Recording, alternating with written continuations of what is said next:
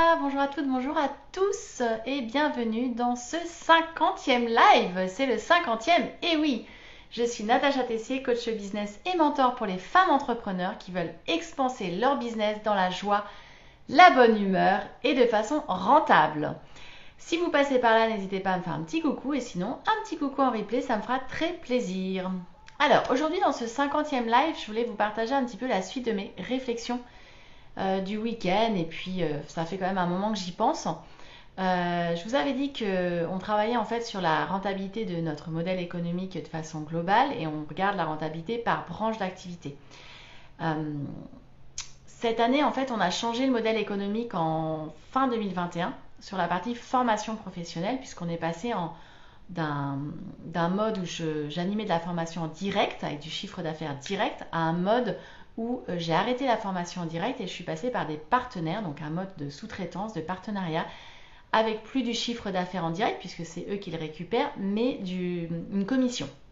Alors en réalité, on récupère le chiffre d'affaires, ils nous facturent et on leur reverse en fait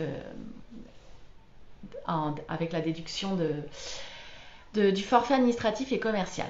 Et puis en fait, donc ça fait un moment déjà qu'on utilise ce système-là et il s'avère en regardant vraiment et en reposant tous les chiffres que c'était pas du tout rentable, enfin pas assez rentable. J'ai une personne qui travaille sur le sujet, qui est chargée administrative et suivi qualité, parce qu'on a beaucoup d'exigences avec le référentiel Calliope. On essaie de faire des choses de qualité. On ne se rend pas compte du travail qu'il y a derrière administratif et en qualité parce que derrière, il y a beaucoup d'allers-retours avec les clients, avec les formateurs, il y a de l'accompagnement, il y a des changements de date, des reports. Calliope exige un nombre incalculable de traçabilité. Tout ça organisé de façon cohérente. Quand il y a des anomalies, on doit les traiter, on doit analyser les causes, on doit proposer des solutions. Et tout ça, en fait, voilà, les formateurs ne le voient pas forcément. Et du coup, j'ai pris des décisions parce que j'avais envie de continuer ce modèle-là, parce que je me suis posé la question à un moment d'arrêter carrément cette activité-là. Et puis finalement, je me suis dit non, ça avait du sens, ça nous intéresse, ça nous plaît. J'aime trouver des clients pour les partenaires. Par contre, il faut qu'on s'y retrouve plus et que ce soit plus win-win. Donc aujourd'hui, en fait, j'ai envoyé un mail à l'ensemble des partenaires pour leur expliquer voilà, que je remettais à jour en fait les montants de com, parce qu'il y avait des gens qui avaient des montants de com différents. Donc déjà, j'ai harmonisé pour tout le monde. Comme ça, pour nous, c'est beaucoup plus simple. Et puis, j'aime bien ce qui est juste et équitable. Donc voilà, je trouve ça juste et équitable. Et on a rajouté en fait un forfait administratif. Donc quoi qu'il arrive, il y a un forfait administratif qui valorise le travail de Marie parce que c'est du boulot et c'est jamais assez valorisé. À côté de ça, on a la commission parce que soit on apporte le client, soit il trouve le client. Mais derrière, on a le montage aussi des dossiers financiers. On a la communication que nous on fait. On a toutes les sessions, toutes les plateformes, voilà, que ce soit Digiformat. On accompagne à la formation sur cette plateforme-là. On a surtout la certification Calliope et toutes les exigences derrière, les coûts des audits, les audits intermédiaires, le temps passé qui est juste incalculable, etc. etc. Donc voilà, donc j'ai envoyé en fait ce mail-là. Pour l'instant, j'ai pas de retour. J'espère qu'ils comprendront et que ça restera pour chacun un partenariat win-win. Je comprendrai si certains ne soient pas d'accord. Et, chacun prend ses décisions de chef d'entreprise. En tout cas, voilà, j'étais beaucoup plus à l'aise et de la même façon, j'ai fait la même chose sur les bilans de compétences. Ça, c'était un peu plus à la marge, mais il y avait quelques différences au niveau des coms. J'ai tout harmonisé pour que vraiment on ait des équipes où ce soit complètement juste entre tous les membres de l'équipe, parce qu'aujourd'hui, il n'y a pas de raison en fait particulière qu'il y ait des personnes qui aient des commissions différentes.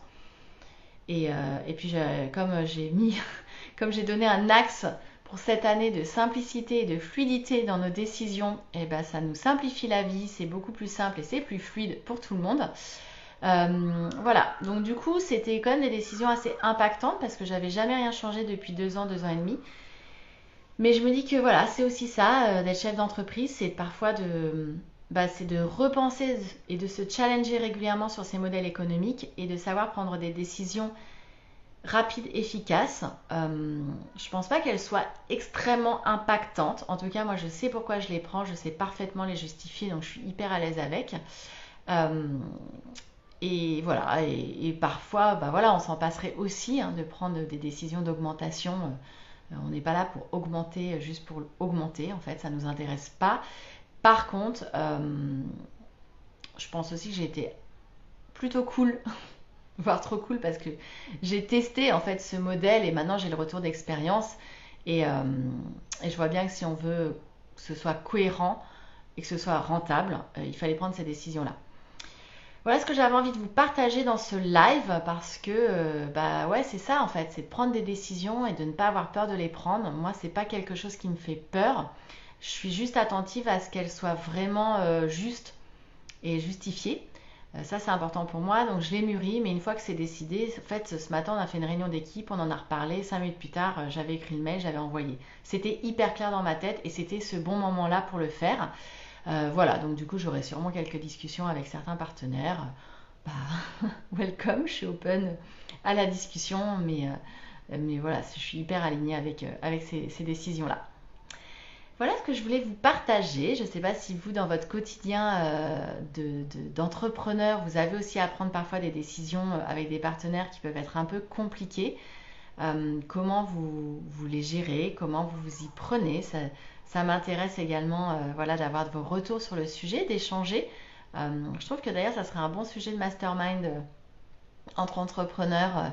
Comment je prends des décisions un peu compliquées, un peu sensibles, et notamment évidemment sur les tarifs, hein, parce que, encore une fois, l'argent, c'est quelque chose euh, qui est relativement tabou en France. Moi, je suis hyper à l'aise avec.